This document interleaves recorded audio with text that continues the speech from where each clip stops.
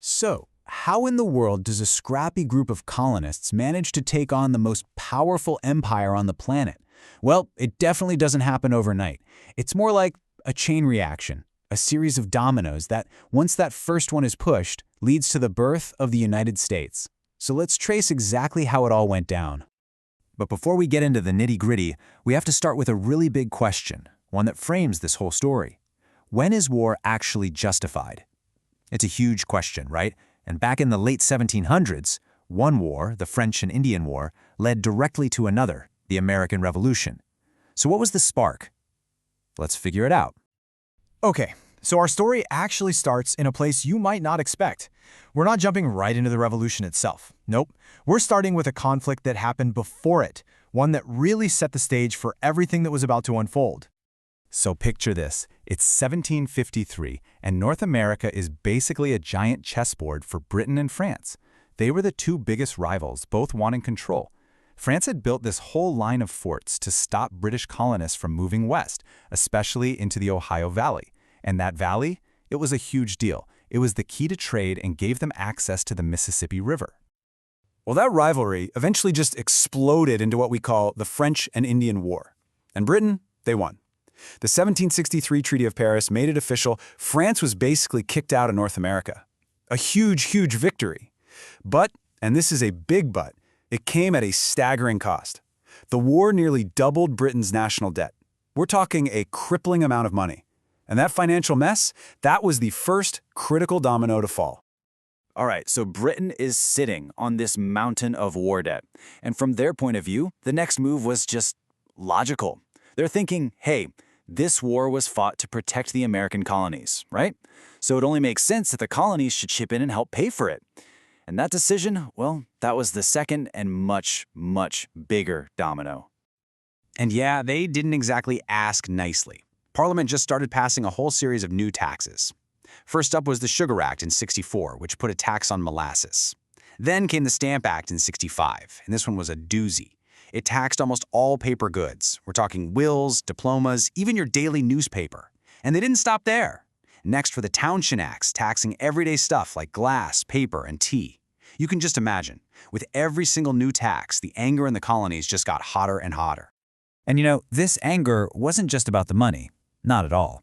It was about a huge core principle. And it all got boiled down into this one powerful phrase. It was this really revolutionary idea taking root. The colonists had 0 elected representatives in the British Parliament. They had no voice. So their argument was simple but powerful. How can a government that we didn't even elect have the right to take our money? So the colonists found a really powerful way to fight back.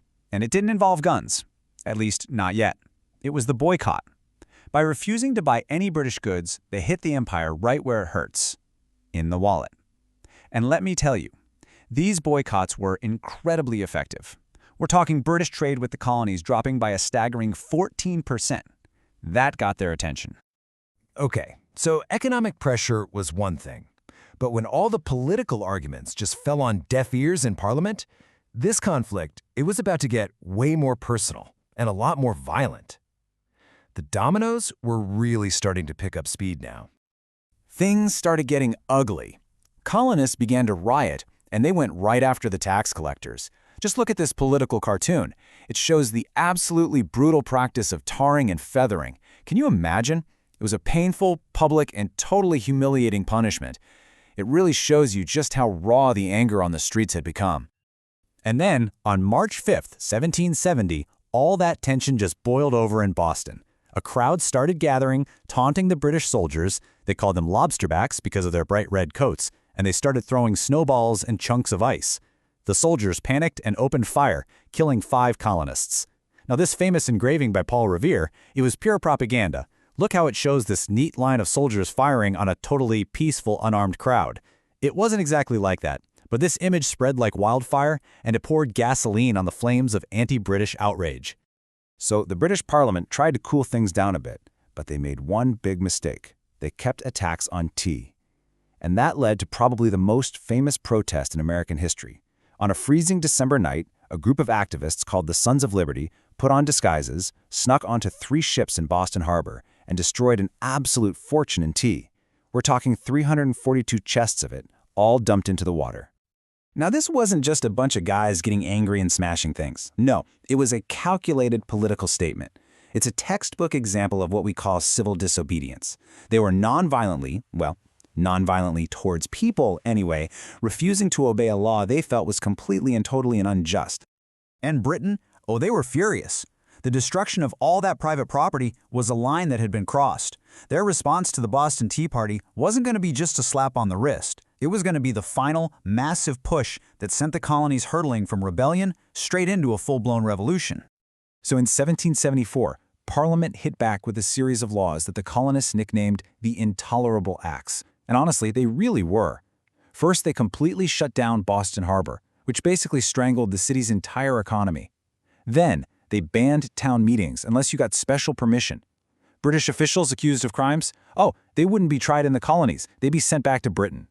And to top it all off, the Quartering Act forced colonists to let British soldiers live in their own homes.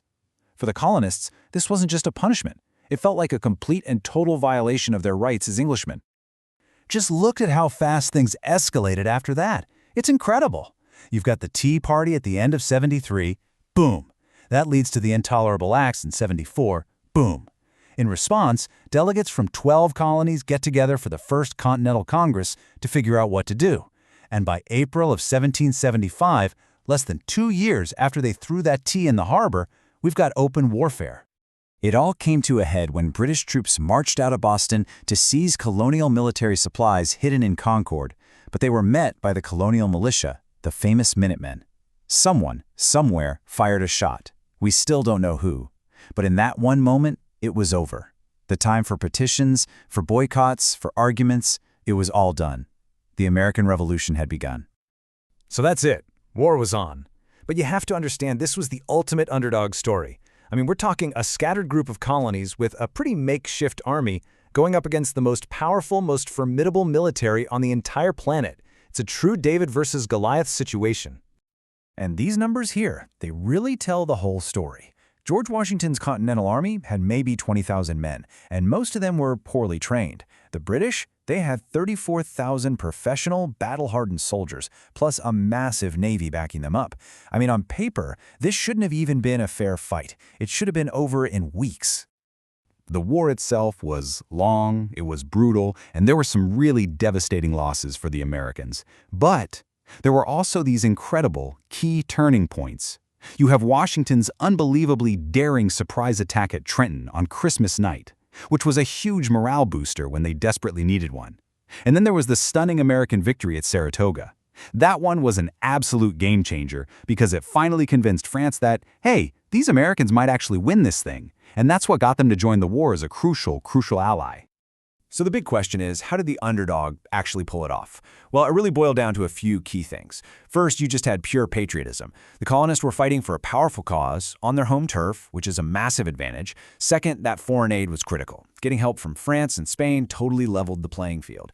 And finally, you had the leadership of George Washington. His genius was keeping that army together and just refusing to let the British land a single knockout blow. After that final decisive victory at Yorktown, the war was pretty much over. It all ended officially with the Treaty of Paris in 1783, and right here you can see the result in black and white. On the left, that's North America in 1775, and on the right, 1783.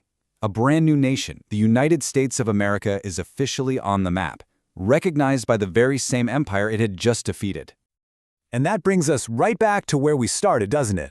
That one little push on the first domino, a bunch of war debt, led to this incredible cascade of events that I don't think anyone could have predicted. So what's the big takeaway here? You have a collection of colonies against all the odds in the world, defeating a global superpower. It really makes you stop and think, what does a story like that truly teach us about the power of a single idea?